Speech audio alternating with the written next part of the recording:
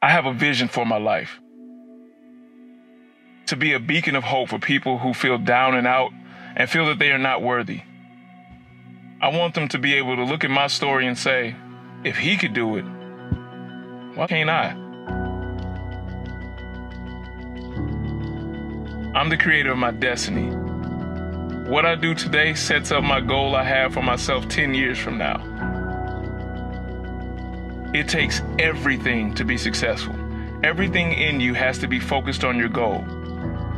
When you put everything into achieving your goal, you have no choice but to be successful. When I'm faced with an obstacle, I smash it. I don't beat around the bush or try to find a quiet way to get around it. I want the obstacle to know I'm coming. And if it wants to take its chance and stay in my way, good luck. My philosophy for life is quite simply one word: dukkha. It is a Buddhist belief of suffering. The Buddhists believe that suffering is a part of life, and that understanding that this suffering is a part of life, one cannot dwell on the suffering and move on to happiness. When it's all said and done, I want to be remembered as the person who found himself in this messed up world, but did all he could to make it better than how he found it.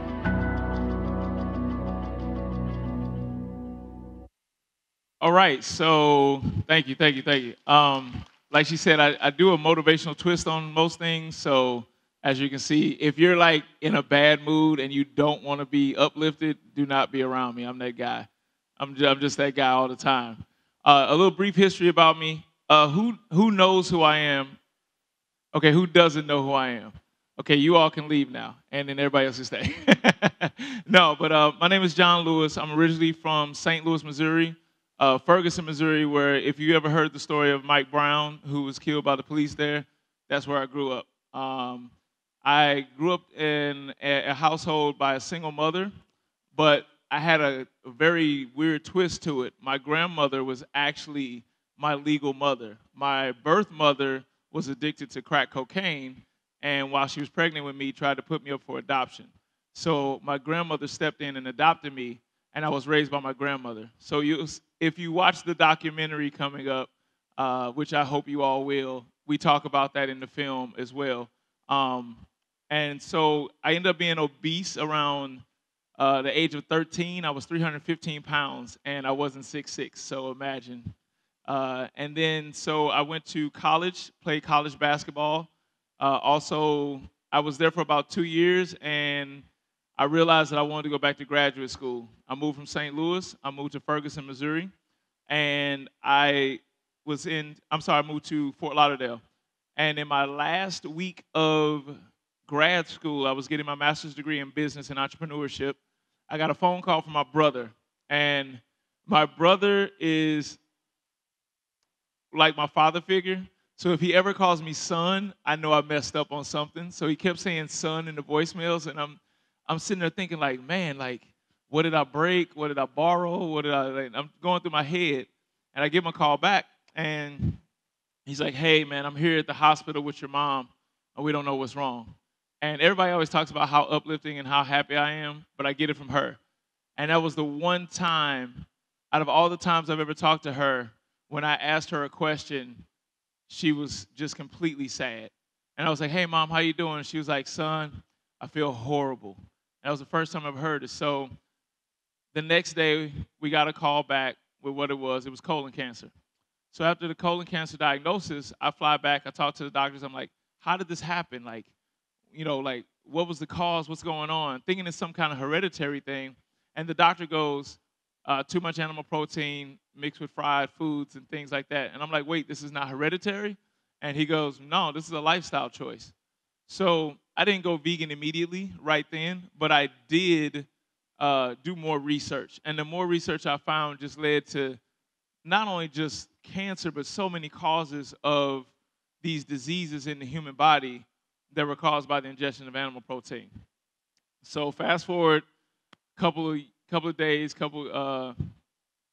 days later, and my mom had her surgery. Everything went fine. So if anybody's wondering, she is okay. Has she gone vegan? No, but My mom was raised very old school. She picked cotton as a kid, so imagine she's been through a lot. So in her mind, to change that mentality, she thinks I'm crazy, but she understands my journey. So that's a good thing.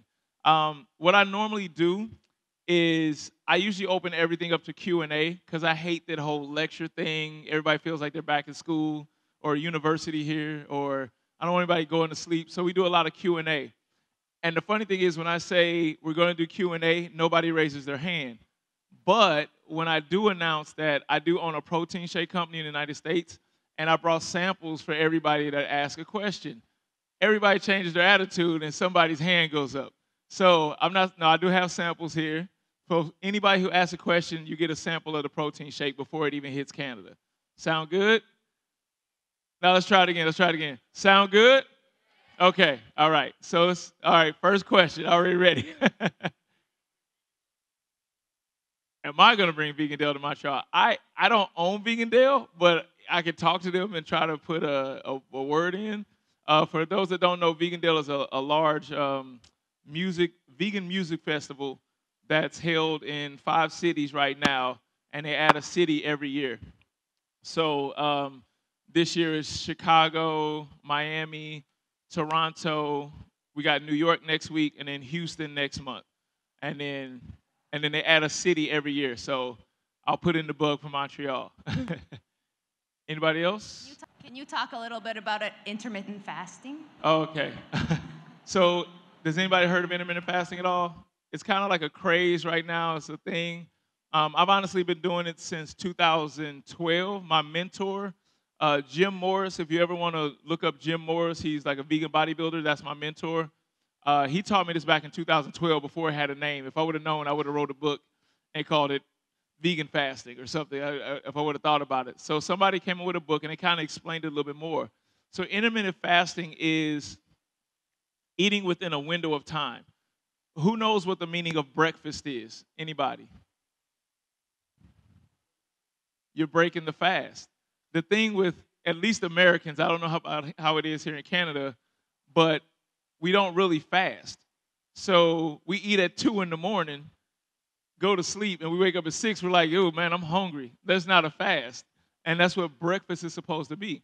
So I actually fast, which is going to sound crazy, but I've been doing it since 2012, and I'm healthy as I can be, I promise you.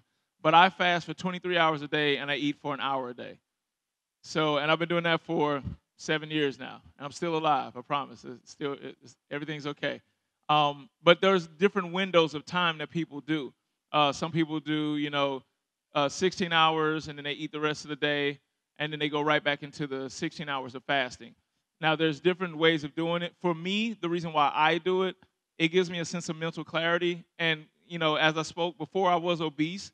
It gives me a sense of control over what I'm doing. Like, if you give me, let's say I'm eating from 9 in the morning to 9 at night. If I have a choice to eat good or bad, I'm probably going to choose bad. But if I have no choice at all, it's kind of hard to pick bad on that situation.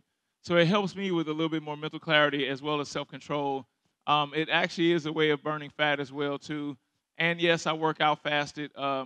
This morning at 7 o'clock, I was already in the gym, did back, buys, and shoulders, and then ran for 2.5 miles after that, fasted. And I do that every day. So thank you. Go ahead.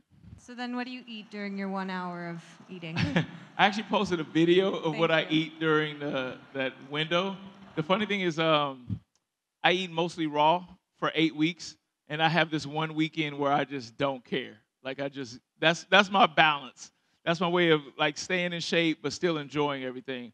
For me, what I eat is, and y'all probably won't believe this, but if you go check Instagram, I have it posted. It's 11 bananas, 13 dates, 3 apples, 2 cups of blueberries, a mango, a large salad, and what I do for the dressing is I make like a guacamole and mix it with like pico de gallo, which is like a salsa, and I use that for dressing. So like no oils or anything like that, all natural. And from time to time, I'll mix in my protein shake with it. But I always tell people I'm one of the most honest supplement owners that's out there. I tell people you don't need protein shakes. It's tasty, it's convenient, and sometimes I'm just in a rush. but you don't have to have them. And sometimes I just want like a little sweet treat to go with it, and that's what I do. Oh, and I forgot, a gallon of water every day too. I actually have a question too. Okay. So you're doing the intermittent fasting every day? Every day. What happens to your social life? How do you like deal with that? I'm just one of those people. Like if people want to go out and eat, I'll go out. I just sit there. Like what they do, that's up to them. And then sometimes I try to fit it around my windows. Like if I know in advance that I'm going to be having dinner with somebody and it's before my eating window, that'll be my hour for the day. Or it just depends on what's going on. Cool, makes sense. Thanks. Yeah. Over here, Mike. Oh, all right. And then you're next. I got you. So you're telling me with all this food here, you're not hungry? No. That's good. I mean, I fast once a week, right? Yeah. A water fast once a week, Yeah. 24 hours. And I get hungry at the end of the day. You know what I've come to realize is that it takes the human body up to 3 weeks to starve to death. So what happens is we're used to eating so much that when we get to a point where something feels like it's like we're bored, we're tired, we feel like we're like kind of down with energy, we feel like we need to eat. But what I've noticed is that the busier I stay, the less I think about food. It's kind of like, think about it, if you're at the office, the day is going great in the morning, you had your coffee around 11, everything starts to get like foggy and hazy, and you think like, oh man, I gotta eat. But a lot of times that's because all the busy stuff you did as soon as you got in the office, you had that coffee in your system, you're going through, by 11 o'clock, you're not doing anything. So your energy level drops because of lack of activities there too. So what I found is when I get tired, that's when I stand up, walk around, go do something, drink some water. I do drink tea in between there too. So just as long as I have no calories during that time, so between tea, like some people do drink coffee, I don't knock it, but for me, I drink between tea and water. There we go. All right. Oh, wait, he did have his first, but you're next. You're next. He asked before him. I got you. It's on. I would like you to maybe speak a little bit more about your documentary coming up, because I think how it's amazing how the information is going out there and all these misconceptions about especially veganism and performance and all that's being debunked. Yeah. And I don't know if you can do like a parallel, because there's this other documentary coming up now, The Game Changers. Yeah. Probably you heard of it. Yeah. Like how your documentary is kind of similar to that vibe, or it's different in any way. Okay. My documentary is it's similar and different. I would say it's similar in the fact that we are trying to motivate people to look at a plant-based way of eating. The way of doing it is totally different. Theirs is more like athletic and performance, and mine is based off of social justice and food justice through the lens of hip-hop and urban culture. For instance, we interviewed a lot of doctors already. Some of the doctors that you saw in What the Health, Milton Mills, Bernard, all those people, they're in the documentary too. But on the other side, we're talking to people from the hip-hop world, because people don't realize, or some of us realize, but a lot of people don't, that hip-hop is the most influential genre ever. Like, what hip-hop does moves culture in advertising, food, everything. And when people say, well, I don't think so, I always tell them, if you could close your eyes and imagine this, a bunch of white guys on ice skates kicking a hockey puck around and Jay-Z playing in the background. Hip-hop moves a lot. Like, back in the day, you would probably never see that. But now you see it moving across. And so far, we talked to Maya, Neo, Stick from Dead Prez, Professor Grill from Public Enemy, John Sally. Man, I feel bad for leaving anybody out. Jada Kiss. Quite a few people. And I fly from here. I go to New York. I have 2 to 3 interviews in New York. Looking like right now between Angela Yee from the Breakfast Club, looks like we have DMC from Run DMC, and possibly Lorenz Tate. So that'll be the 3 interviews coming up this week. So we're similar in the fact that we're trying to show people this lifestyle, but we're just taking a different avenue of it. And I've seen Game Changers 3 times, so it's a good movie. If you all get a chance to go out there, definitely check it out. Thank you. Got you now. Just what I do. Yeah, it does work. Yeah, okay. Just push more about the question about intermittent fasting. Okay. You don't dry fast, so you drink water during the fasting. So yeah, I don't dry fast. I actually do drink water and tea. Okay. I drink a gallon of water a day. I'll probably have about, depending on what's going on, I might have probably 30 to 32 ounces of tea throughout the day too. But you never dry fast. When you I've done dry fasting. Yeah? I've done dry fasting, but I feel better keeping the fluids going through, because we have to remember that our bodies are 70% water. You know what I'm saying? So it helps for me. I feel better when I So I don't want to say wet fast, but when I water fast. Yeah, I always do. So when you wake up in the morning, you start with water. I usually don't, actually. I take a little while. I'll probably start with tea in the morning. Oh, okay. That's how I kick started. And I usually drink my gallon of water while I'm working out. In between, I do so many sets of exercises that I drink about 6 to 8 ounces in between each set. And by the time the workout's done, I've got a gallon in my system already. Okay. Yeah. Because I'm into intermittent fasting too, so I want to know about what you think about like dry and water. I don't think it's a bad thing. I just think that you do need water throughout the day, because if you dry fast every day, your body's going to be depleted of a vital nutrient that it needs. H2O is vital to our body, our joints, everything, our skin. One thing that we have to talk about is that a lot of people forget that, the largest skin on our body is what? Does everybody know the largest organ? The largest organ, yeah, it's your skin, yeah. Is your skin. Yeah. If you're dried out, you start to see those effects in the skin. So it's something that you got to remember. And depending on if you're working out or not too, if you're working out, you definitely have to drink water, because now you're gonna dehydrate yourself by sweating. And people think, oh man, I'm shedding a little pound here and there, but they're doing so much damage to the body in the long run. So I believe in drinking. It might not have to be a gallon, but I do believe you got to have some fluids going on just to help the whole production of the body. Perfect. Thank you. No problem. Nobody else? Oh. So you came into contact with veganism through lifestyle and health. Did it lead you to reflect about animal ethics too? Or is it something you prefer to focus on other things? No, it definitely led me. I started off with health, but it definitely led me down the path of, I believe it for everything, for animal rights, human rights, for the earth itself.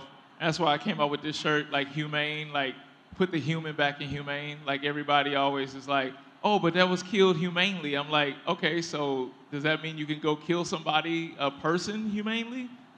We have to and I think that's up to us to kind of teach people to see the injustice that's happening over there as well in the animal agriculture. Because during the film, we actually did get to go film at a pig farm, which to this day, we don't know how he let us come film there, because it's very hard to get unsurveillance footage where he's actually walking us around the farm and showing us everything. So we're showing the animal ethics as well in the film. Now, we're not showing any animals getting slaughtered, any animals getting harmed, but we are showing them in their living conditions and letting people see that when they say this cage-free, grass-fed, it's bull, pretty much. What's the name of the documentary again? The name of the documentary is going to be Hungry for Justice. Hungry for Justice. Yes. This always happens too. Nobody raises their hand, and then at the end, I get like 18 emails from people like, I was there, but I was a little nervous to ask, so that's fine too. Don't worry about it. I will say that we are, how much time do we have? Are we good? Yeah. 30 minutes. Oh, we're good. Y'all get to, y'all get to get bored more with me. So I just want to let everybody know that also, Tori Washington, my good friend, he's actually competing here. Does anybody know who Tori Washington is? Tori Washington, he's actually a professional bodybuilder, IFBB pro. He's been vegan for over 20-something years. If you don't have anything to do tonight, I think he's going to be on stage at 7 o'clock. And it's so funny because a lot of people accuse me of being on steroids too, which I'm sure you all can see I'm not anywhere close to it. But with him being a bodybuilder, he gets a lot of judgment about that. But then when you see him on stage with all these other bodybuilders, you're like, got it, yeah, he's not using it. I just saw a picture yesterday of the people on stage with him, and it was crazy to see him natural, and it's just like, 8 giants on the stage. Shoulder width, everything. It was just crazy to see. So if you don't have anything to do tonight we do have, actually it's 2 vegan bodybuilders in the competition. Jahina Malik, who's from New York. She's been vegan her whole life, actually. She's a pro too. A lot of people say you can't be a pro-natural. They've actually made it to be pro-bodybuilders. The only thing is once you get into that pro status, you're dealing with people that do a lot of other things that's not natural. And also, I have a couple videos I want to show you. So a lot of people ask me why I went the hip-hop route. How long you been vegan? This guy. So everybody, Tori Washington, who will be competing tonight. I've been vegan for 13 years now. I was it'll be 14 years in October, so wow, that's right around the corner. 14 years. Like I said, I started off for health reasons, but I understand that now it's bigger than just health. It's between, everything from the earth, the animals, socioeconomic, everything is just so tied up in there. Thank you, Tori, for that question. So as you all get to see, this is the teaser to the film that I'm making now. So this might actually spark some other questions, usually does. Why does my family have high blood pressure? Why does my family have diabetes? Why does my family have heart disease? Why is my family dealing with these issues? What is that?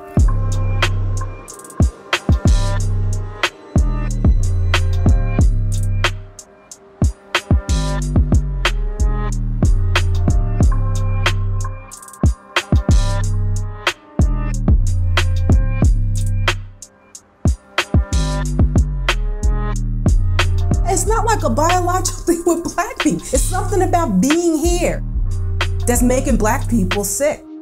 The government is involved, the educational system is involved, pharmaceutical, the medical industry, all of it. They don't want a healthy population. You put drugs in the communities, guns in the communities, disease in the communities, poor food in the communities. All these things are designed to shorten your life expectancy. Big pharma and pharmaceutical companies are making billions of dollars off of all of us.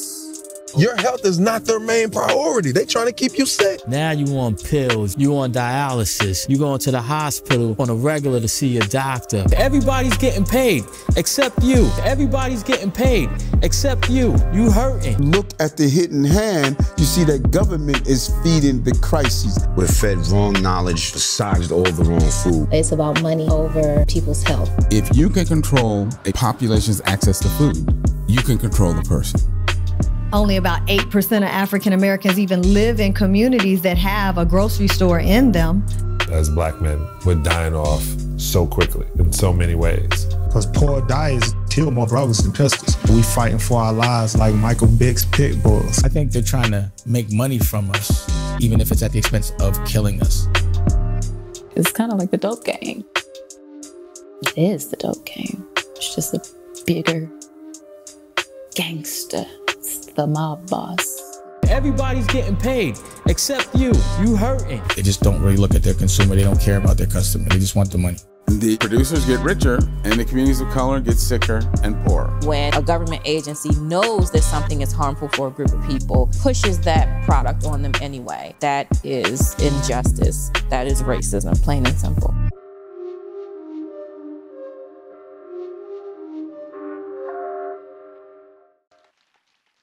Thank you, thank you, thank you, thank you. So did that spark any questions, anybody?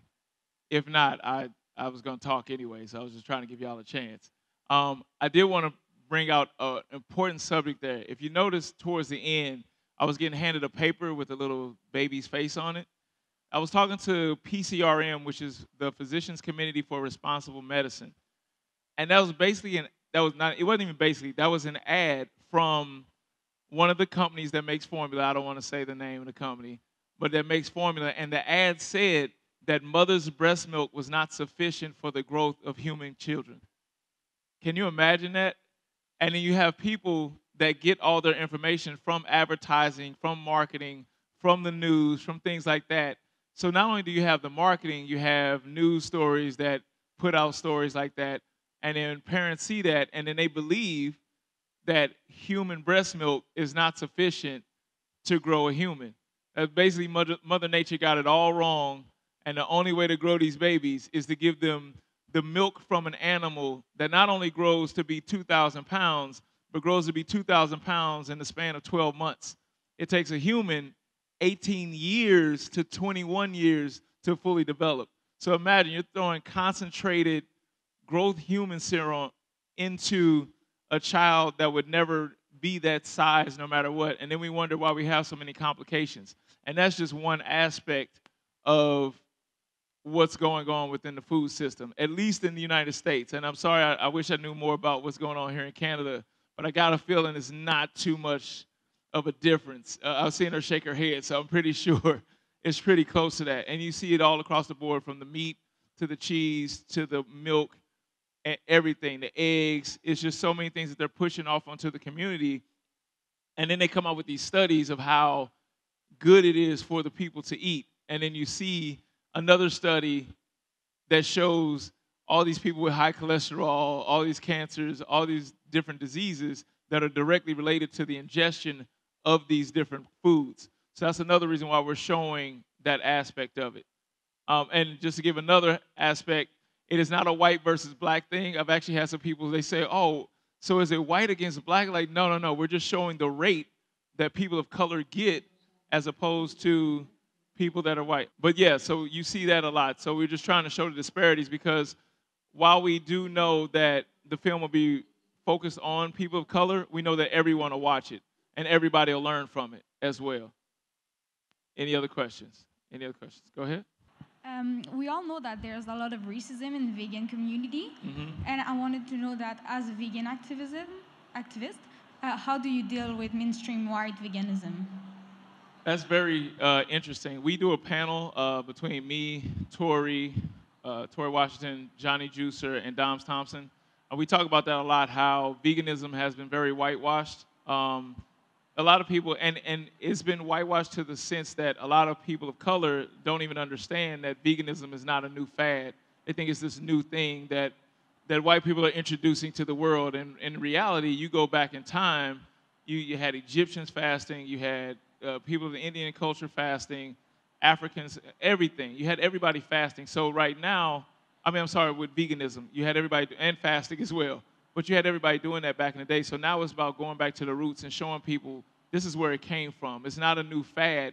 The new fad is the more product side of veganism. Like I always say, if you worry about trendy vegan, that's when you run into trouble. But if you actually look at the roots of veganism, the roots of plant-based lifestyle, then you kind of see that it is there. As far as the racism part, I've been dealing with racism before veganism. So like if people just want to be racist, that's up to them. Like now, what I've noticed too, a lot of, is that people are very tough online, but in person, nobody's ever come up to me and was like, hey, I'm racist, and this is what I have to say. Because they probably know it won't end well. Like, yeah. I'm not saying I'm a violent person, just saying it probably won't end well. But I've noticed that it's more of an online aspect. People get real tough when they got a private page and it's locked and they can just go on other people's page and talk. But in person, you really don't see it as much. Thank you. Hi. First, I want to say I'm really happy that you're here. I heard you on the radio show the other night on CJED, and I was like, wow, so I YouTubed you and got some info. It's actually two questions. My first question is just as far as all these new products that are vegan but highly processed, like you have your Beyond Meat, all these even now there's different Light Life, all these new companies coming up where there's very processed food. I want to ask, what do you think about those products, and also the foods that you mentioned that you do eat during your hour of eating? Beans, peas, what is your take on that? Because I noticed that you don't touch peas, beans, nuts. Yeah. So to answer the first question, in regards to the processed items, what I've seen is that yes, there are processed items out there, but that's why I also give myself that weekend every 8 weeks. I still eat them. Now, if it's your daily consumption that you're worried about, then yeah, you probably want to cut back on it. I actually, in January, I had some blood tests ran, and I had high cholesterol.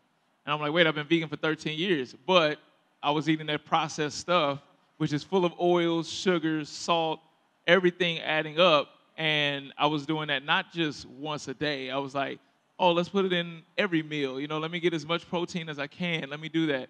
And I started noticing that when I stopped that, my cholesterol went back down to normal. Everything started, my weight didn't fluctuate as much. I came back to more of a natural state for me.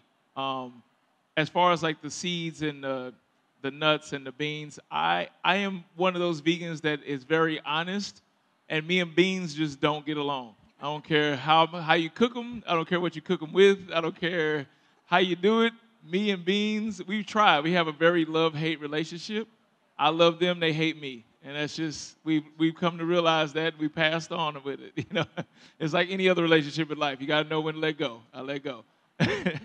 And as far as nuts and seeds, I have a very addictive personality. So, like, I'm not one of those people that can eat, like, 2 pecans and call it a day. If I get a bag of pecans, I'm probably going to kill the whole bag of pecans that day. So, yeah. One more question. It's in regards to, like, I have a daughter, she's 9. Okay. And I find it very difficult. First of all, I'm not vegan. Y'all could judge me, it's all good. I'm not vegan. I'm not a big meat eater, meat eater like that all, you know, and like I really don't eat much meat. But I try to keep certain things out of the house. And now and again, like I will buy cheese because of my daughter, and I feel like I'm depriving her so much. Yeah. But I just feel like it's hard. I want her to have a well-balanced diet, and I feel because she's growing, I still have my reservations as far as like, oh my goodness, is she getting enough calcium? Is she getting enough protein? Is she getting enough, like, I have some reservations. So what would you say for like a parent with a young child that's growing in like helping them to really, I said, I try not to do meat like that, but I have my reservations. As a parent, I have 2 kids myself. I have a 3-year-old and a 1-year-old. And what I've come to realize is that if you know something's wrong for the child, like I know dairy's wrong, I know giving her meat is wrong. For me, I'm not going to do it. I don't care what social like pressure I have. You know, you have parents that are like, you got to give your kid this. Friends are like, you got to have your kid this. But I'll say my son is 15 months and he's over the 100th percentile. He's never had meat or dairy or anything. My daughter's the same thing, never had meat or dairy. So they're going to get what they need. And it's been shown that dairy actually like pulls calcium from the bones. It doesn't really give us calcium. You can get that from other fruits and vegetables. I'm sorry, dark green vegetables. You get calcium from that, and that's fine. And also, you got to remember that as a parent, one thing I had to come to grips with is that as a parent, it's not up to anybody else to raise them. So I can't depend on like what the other people are giving as their opinion, what's good. If I know something's bad for my kid and I give it to them, what does that make me? You know, and that's what I look at. Like, if I have to guess about that, then I'm doing it wrong. If I know that I'm like, all right, that's bad. That's like, if you knew something hurt your kid every time you let it out the door, would you let him out that door? You're like, all right, we got to go out the back door now. You can't go out the front anymore. So it's like that. I just had to get to the point of where I know that's bad for my kid. I know that's good for my kid, and I don't care what other people think. And that's what kind of happened. Thank you. Any more questions? That's all the time we have. That's today. all the time we have. I'm sorry about that. Thank you all for coming out. Again, if you need to reach me, you can find me at john@badassvegan.com or badassvegan on Instagram, Twitter, probably Pinterest too, whatever, all that. Thank you all for coming out. Thank you.